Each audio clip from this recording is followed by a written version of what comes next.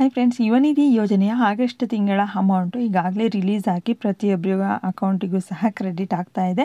ಹಾಗೆ ಇನ್ನು ಯಾರಿಗೆಲ್ಲ ಅಮೌಂಟ್ ಬಂದಿಲ್ವೋ ಅಂಥವರಿಗೆ ಇದೇ ಒಂದು ತಿಂಗಳ ಎಂಡಿಂಗ್ ಅಷ್ಟರಲ್ಲೇ ಅಮೌಂಟು ಕ್ರೆಡಿಟ್ ಆಗುತ್ತೆ.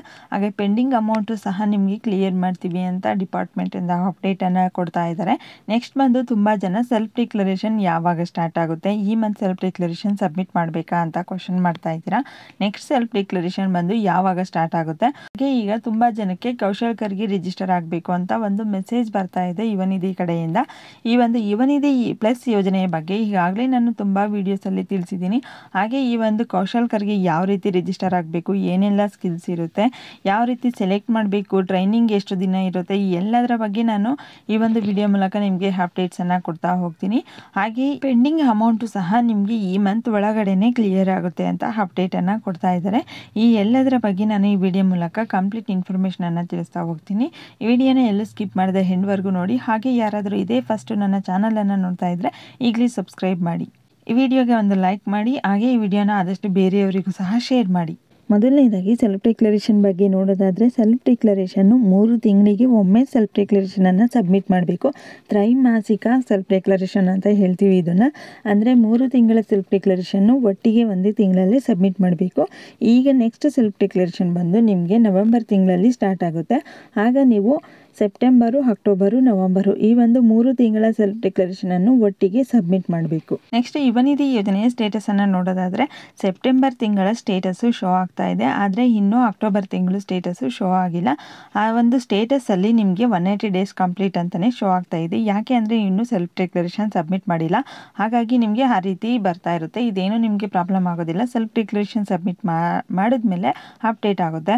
ಹಾಗೆ ನೆಕ್ಸ್ಟ್ ಬಂದು ಆಗಸ್ಟ್ ತಿಂಗಳಿದು. ಈಗಾಗಲೇ ಅಮೌಂಟ್ ಕ್ರೆಡಿಟ್ ಆಗಿದ್ರೂ ಸಹ ಇನ್ನೂ ಅಪ್ಡೇಟ್ ಆಗಿಲ್ಲ ಸ್ಟೇಟಸಲ್ಲಿ. ಇನ್ನೂ ಕೆಲವರಿಗೆ ಜೂನು, ಜುಲೈ ಈ ತಿಂಗಳ ಅಮೌಂಟು ಕ್ರೆಡಿಟ್ ಆಗಿದ್ರೂ ಸಹ ಇನ್ನೂ ಸ್ಟೇಟಸಲ್ಲಿ ಅಪ್ಡೇಟ್ ಆಗಿಲ್ಲ. ಈ ಒಂದು ಸೇವಾ ಸಿಂಧು ಪೋರ್ಟಲಲ್ಲಿ ಯಾವಾಗಲೂ ಸಹ ವೆಬ್ಸೈಟ್ ಇಶ್ಯೂ ಇರುತ್ತೆ ಅಥವಾ ಸರ್ವರ್ ಪ್ರಾಬ್ಲಮ್ ಇದ್ದೇ ಇರುತ್ತೆ.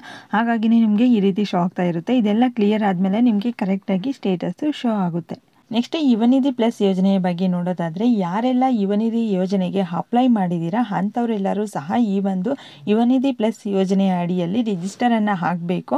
ಅಂಥವರಿಗೆ ಮಾತ್ರ ಅಮೌಂಟ್ ಬರುತ್ತೆ ಅಂತ ಈಗ ಒಂದು ಹೊಸ ಅಪ್ಡೇಟ್ ಬಂದಿದೆ. ಈ ಹಿಂದಿನ ಅಪ್ಡೇಟ್ ಬಂದಿತ್ತು, ಹಿಂದಿನ ನೋಟಿಫಿಕೇಶನ್ ಎಲ್ಲನೂ ಸಹ ಬಿಟ್ಟಿದ್ರು. ಆದರೆ ಈಗ ಪ್ರತಿಯೊಬ್ಬರಿಗೂ ಸಹ ವಾಟ್ಸಪ್ ಮುಖಾಂತರ ಮೆಸೇಜ್ ಬರ್ತಾ ಇದೆ. ಹಾಗೆ ನಿಮಗೆ SMS ಮುಖಾಂತರನೂ ಸಹ ಮೆಸೇಜನ್ನು ಈ ರೀತಿಯಾಗಿ ಕಳಿಸ್ತಾ ಇದ್ದಾರೆ.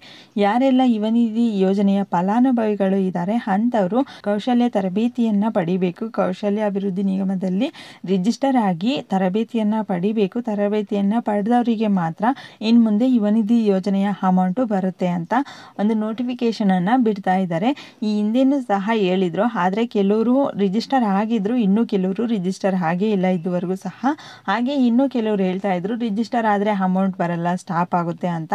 ಆದರೆ ಇಲ್ಲಿ ರಿಜಿಸ್ಟರ್ ಆದವರಿಗೂ ಸಹ ಇದುವರೆಗೂ ಅಮೌಂಟು ಬರ್ತಾನೆ ಇದೆ, ಯಾರಿಗೂ ಸಹ ಸ್ಟಾಪ್ ಆಗಿಲ್ಲ.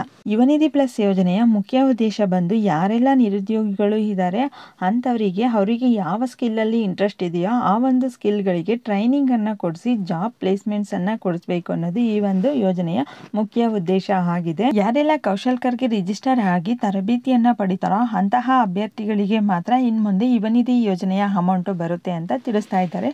ಹಾಗಾಗಿ ಇನ್ನು ಯಾರೆಲ್ಲ ರಿಜಿಸ್ಟರ್ ಆಗಿಲ್ವಾ ಈಗಲೇ ರಿಜಿಸ್ಟರ್ ಆಗಿ. ಈ ಒಂದು ಕೌಶಲ್ಕರ್ಗೆ ಯಾವ ರೀತಿ ರಿಜಿಸ್ಟರ್ ಆಗಬೇಕು ಅನ್ನೋ ವಿಡಿಯೋನ ನಾನು ಈಗಾಗಲೇ ತಿಳಿಸಿದ್ದೀನಿ. ಆ ಒಂದು ವಿಡಿಯೋ ಲಿಂಕನ್ನು ಡಿಸ್ಕ್ರಿಪ್ಷನಲ್ಲಿ ಹಾಗೆ ಎಂಡ್ ಸ್ಕ್ರೀನಲ್ಲಿ ಕೊಟ್ಟಿರ್ತೀನಿ. ಆ ವಿಡಿಯೋ ಮೇಲೆ ಕ್ಲಿಕ್ ಮಾಡಿ ಕಂಪ್ಲೀಟ್ ಇನ್ಫಾರ್ಮೇಷನನ್ನು ತಿಳ್ಕೊಬೋದು. ಈಗಾಗಲೇ ಯಾರೆಲ್ಲ ರಿಜಿಸ್ಟರ್ ಆಗಿದ್ರೋ ಅಂಥವರು ಮತ್ತೊಮ್ಮೆ ರಿಜಿಸ್ಟರ್ ಆಗೋ ಅವಶ್ಯಕತೆ ಇರೋದಿಲ್ಲ. ಇನ್ನು ಯಾರೆಲ್ಲ ರಿಜಿಸ್ಟರ್ ಆಗಿಲ್ವೋ ಅಂಥವರು ರಿಜಿಸ್ಟರ್ ಆಗಿ. ಹಾಗೆ ಈಗಾಗಲೇ ರಿಜಿಸ್ಟರ್ ಆಗಿ ಯಾರೆಲ್ಲ ಟ್ರೈನಿಂಗನ್ನು ಪಡ್ಕೊಂಡಿದ್ದೀರೋ ಆ ಒಂದು ಟ್ರೈನಿಂಗ್ ನಿಮಗೆ ಉಪಯೋಗ ಆಯಿತಾ ಅಥವಾ ಇಲ್ವಾ ಅನ್ನೋದನ್ನು ಕಮೆಂಟ್ ಬಾಕ್ಸ್ನಲ್ಲಿ ಕಮೆಂಟ್ ಮಾಡಿ.